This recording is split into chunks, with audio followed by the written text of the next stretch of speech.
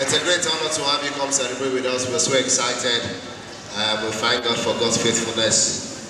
God has been faithful to me and my family. My name is Sako, just like BB said. And I've been married for so long. I've been married for about 10 months now. And God has been faithful. Though I've not recovered from the wedding. But we thank God and I'm still standing. Praise God, my brother. It's a great honor. You know, nowadays you ask some children, what makes you happy, and you see those children answer you boldly. One of the things that make me happy is when I see my mother smile. I say, really, when your mother smiles to you. How many of you remember those times when you were growing up, if your mother smiles to you, you knew you were in trouble. You were the only one that understood your mother's smile. Especially when you are running up and she wants you in Yoruba, Ayo, Yoko Sibiko. The next time she smiles to you, you know you're already in soup. She will not smile, Ayo, Dele. Kushe, Amakadele.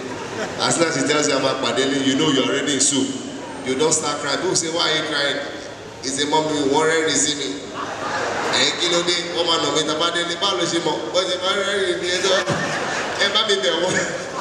But we find God, things have changed.